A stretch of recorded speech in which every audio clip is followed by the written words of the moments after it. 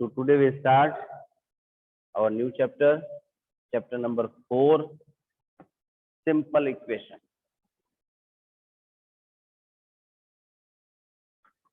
Chapter 4, that is simple equations. What is simple equation? तो simple equations को start करने से पहले कुछ एक जनरल सी बातें याद करते हैं जो रिकॉल करेंगे क्लास 6 से. First of all, variable, then constant and then expression.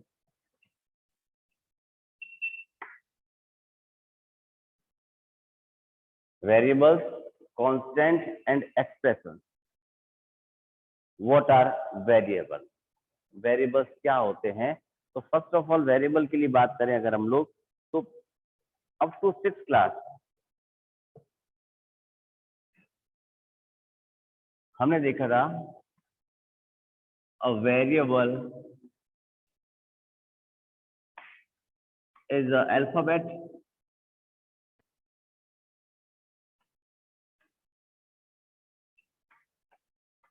That means A, B, C, X, Y, Z, L, M, N, P, Q, R.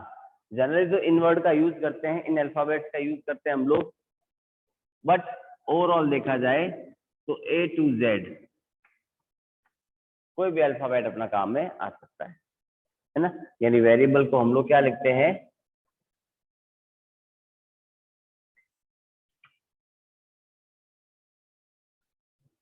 Variable means क्या हो गया है? अल्फाबेटिकल वैल्यू जिसकी न्यूमेरिकल वैल्यू जो होती है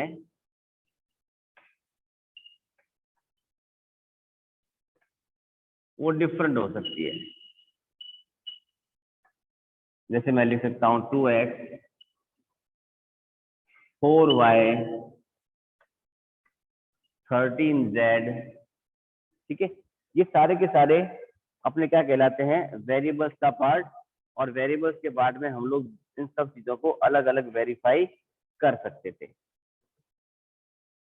यानी वेरिएबल की वैल्यू क्या होती है? फिक्स नहीं होती है, डिफरेंट होती है. It means not fix.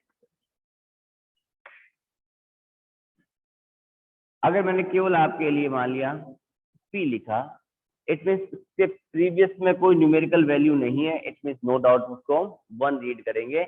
यानी ये p किसको डिनोट करेगा? 1p को. p किसको डिनोट कर रहा है? 1p को.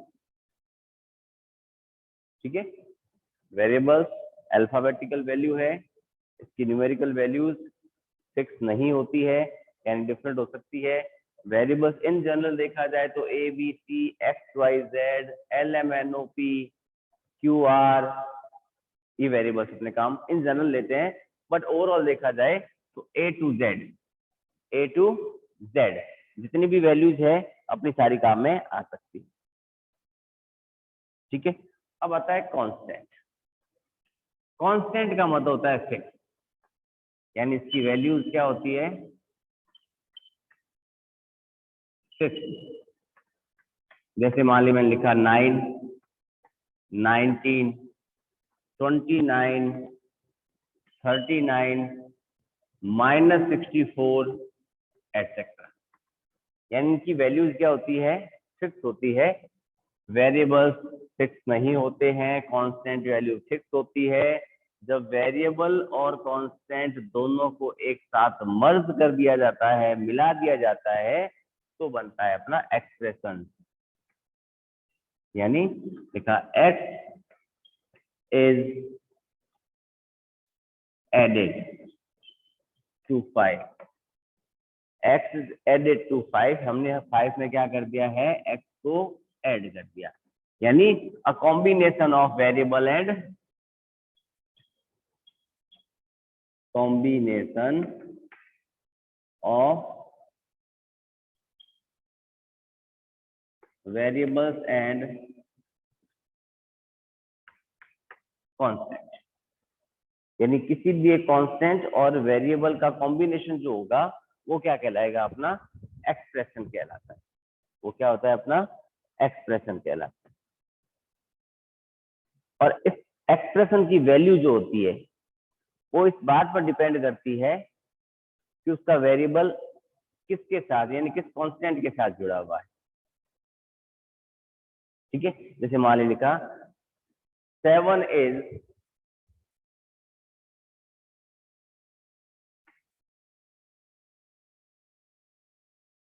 Subtracted from y। हमने लिखा 7 को क्या करना है, सब्ट्रैक्ट करना है। किस में से सब्ट्रैक्ट करना है, y में से सब्ट्रैक्ट करना है। It means y minus 7 is the solution of this statement. 7 is subtracted from y, then y minus 7 is the solution of given statement. ठीक है, आई थिंक यहाँ तक की बात क्लियर है। फिर भी एक बार डिस्कस करते हैं आप लोगों से। एक्सप्रेशन,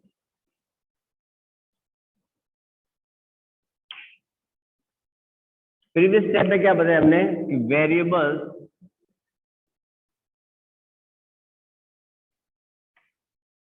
एंड कांस्टेंट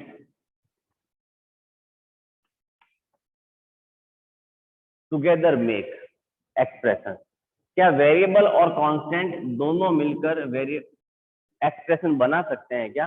100% बनाएंगे। देखो मैं लिखा 5x, इसके साथ साथ एक चीज और लगी हुई है, वो हमें अननोन है, दिख नहीं रही है, विजिबल नहीं है हमारे लिए। वो है 5 मल्टीप्लाई विद x, यानी ये मल्टीप्लाई का साइन जो है वो साइन अपना क्या कहलाता है, ऑपरेशन।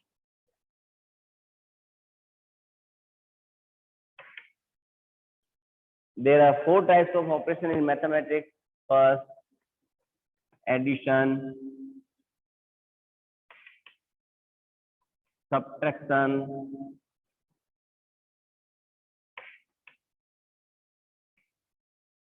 multiplication,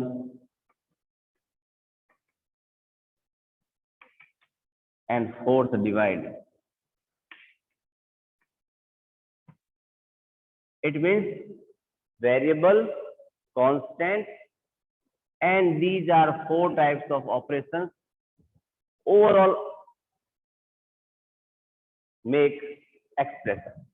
Like एक step लिखा था मैंने पीछे, when 7 is subtracted by y या from y,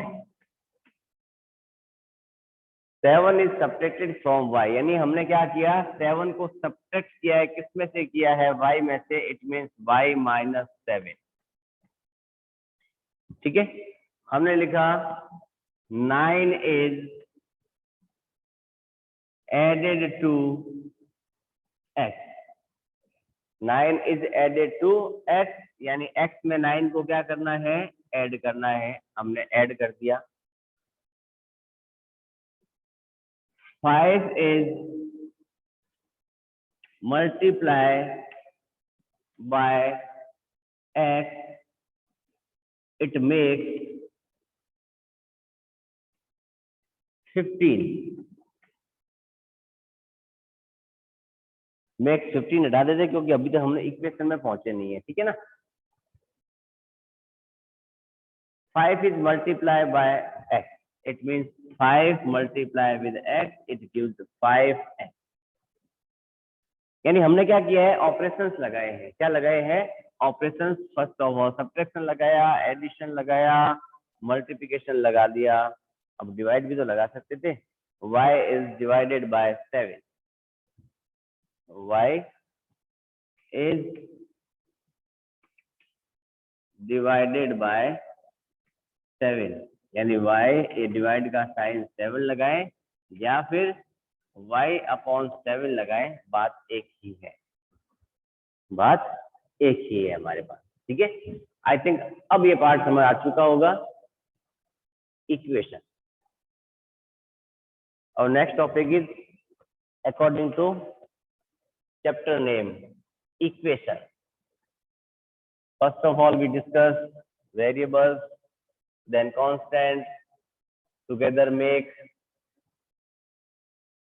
expressions with some special operation. Okay. Next topic is an equation.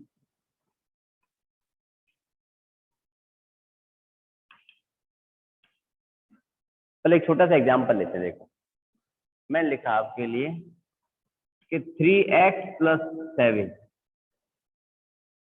This is a expression कि 3 times x and 7 together make 3x + 7, कि अगर हम लोग x के 3 टाइम्स में 7 ऐड कर दें, x के 3 टाइम्स में अगर 7 ऐड कर दें तो एक अपना एक्सप्रेशन तो जनरेट हो गया। अगर इस एक्सप्रेशन का मुझे क्या मिले, रिजल्ट मिले, क्या मिले, रिजल्ट मिले, तो वो क्या बन जाती है, एक इक्वेशन बनती है। इट मींस इक्वेशन के पास एटलीस्ट साइन ऑफ इक्वल यानी इक्वल साइन होना जरूरी है। इक्वल का साइन होना जरूरी है, ठीक है। अगर इक्वेशन की बात करेंगे तो इक्वल का साइन होगा और उसका कोई न कोई हमारे पास रिजल्ट भी आएगा, ठीक है। जैसे अभी क्वेश्चन पूछा कि सर y को जब हमने 7 से डिवाइड किया था तो ये y/7 बना था, तो इसका आंसर क्या आएगा, है ना। हमारा क्वेश्चन क्या था कि जब हमने y को 7 से डिवाइड किया तो उसका आंसर क्या आएगा। अब y अपने आप में क्या होती है, एक वैल्यू है ना, वेरिएबल वैल्यू थी जो कभी फिक्स नहीं होती। जैसे मान लिया मैंने यहाँ कह दिया कि बेटा आपका y जो है 7 हो सकता है, 14 हो सकता है, 21 हो सकता है। देन आप क्या करोगे, y को रिप्लेस करोगे किससे, 7/7, तो 7 बन जा 7। अगर मैं y को रिप्लेस करता हूँ 14 से तो 14/7, 7 2 जा 14। y को अगर रिप्लेस करता हूँ 21 से तो 21/7, इट गिव्स 3। यानी सबका मुझे क्या निकल रहा है कि सॉल्यूशन मिलता जा रहा है ना। जब हमने क्या किया, y की यानी वेरिएबल्स की क्या की हमने, वैल्यूज पुट की, वेरिएबल्स की क्या की हमने, वैल्यूज पुट की है। तो उस वैल्यूज को पुट करने के बाद हमारे पास कोई न कोई सॉल्यूशन यानी कोई रिजल्ट मिलता है, ठीक है। और जब रिजल्ट मिलेगा इट मीन्स वो किसका पार्ट बनेगा, इक्वेशन का पार्ट, ठीक है। और जब इक्वेशन का पार्ट मिला तो इस इक्वेशन से बिफोर एंड इक्वेशन के आफ्टर 2 टाइप्स बने। फर्स्ट बना LHS पार्ट एंड सेकंड बना RHS part. LHS and RHS। LHS का मतलब होता है left hand side and right hand side part, both sides are equal in an equation. Equation में अगर ये दोनों साइड क्या है, इक्वल है, तो अपना इक्वेशन सेटिस्फाइड होती है और उसके सॉल्यूशन के फॉर्म में हमें वेरिएबल्स की क्या निकलती है, वैल्यू फाइंड आउट होती है। जैसे मान लिया मैं लिख के देता हूं आपको कि 3x + 7 is equals to 13, then find the value of x। मैंने आपको कहा कि 3x + 7 is equals to 13, यानी 3x में अगर मैं 7 को ऐड करता हूं तो रिजल्ट के रिकॉप में मेरे को 13 मिलता है। रिजल्ट की फॉर्म में मुझे क्या मिलता है, 13 मिलता है। Then find the value of x, यानी इस इक्वेशन को अगर मैं सॉल्व करूंगा, सॉल्व तो कैसे करेंगे बात की बात है, जब मैं इसको इक्वेशन को सॉल्व करता हूं तो जो मेरे पास x की वैल्यू आएगी जो वो इस इक्वेशन को क्या करेगी, सेटिस्फाइड करेगी। जो भी x की वैल्यू मिलेगी वो मुझे इस इक्वेशन को क्या करेगी, सेटिस्फाइड करेगी। अब सेटिस्फाइड करने के लिए हम क्या करेंगे, तो एक छोटा सा एग्जांपल लेते हैं। मान लिया हमने लिखा x = 1।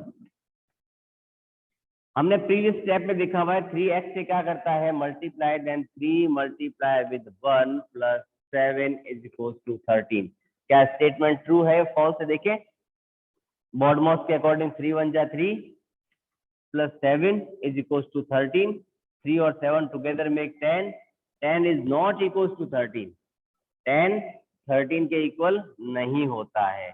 इट मीन्स इसमें x की वैल्यू क्या है, 1 नहीं हो सकती, यानी 1 इस इक्वेशन को सेटिस्फाइड नहीं करता है। ठीक है, सिमिलरली नेक्स्ट स्टेप देखा हमने, 3 multiply by 2 plus 7 is equal to 13, 3 2 जा 6 plus 7 is equal to 13, it means 13 is equal to 30। 13 और 13 आपस में इक्वल बने, इट मीन्स अगर मेरी equation 3x plus 7 is equal to 13 है, देन इस इक्वेशन के लिए x की वैल्यू क्या हो सकती है, मेरी 2 हो सकती है, जो इस इक्वेशन को सेटिस्फाइड करती है, और वही इस इक्वेशन का क्या निकलता है, सॉल्यूशन निकलता है। यानी हमने यहाँ बात ये तो की थी कि अगर हमारे पास कोई ऐसा एक्सप्रेशन है जिसको सॉल्व करें और सॉल्व करने पर एक रिजल्ट मिले और वो किसके हो, इक्वल हो, यानी इक्विलिटी का साइन हो, साइन ऑफ इक्विलिटी हो मिडल में, यानी LHS पार्ट मेरा RHS के इक्वल हो जाता है, left hand side part right hand side part के क्या हो जाता है, इक्वल हो जाता है। इट मीन्स वो इक्वेशन को क्या करता है, सेटिस्फाइड करता है, और वही हमारा फाइनल क्या बनता है, आंसर बन पाता है। ठीक है, एक छोटा सा एग्जांपल लिया था हमने, 3x plus 7 is equal to 13। I think ये एग्जांपल समझ आया है। इस टाइप के और एग्जांपल्स भी देखेंगे। यानी इसके अकॉर्डिंग हमने क्या देखा कि इक्वेशन क्या थी हमारे पास, what is equation, everybody.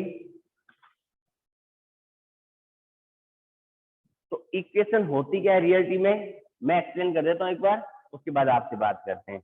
N equation is a condition on variables such that two expression in variable have equal values.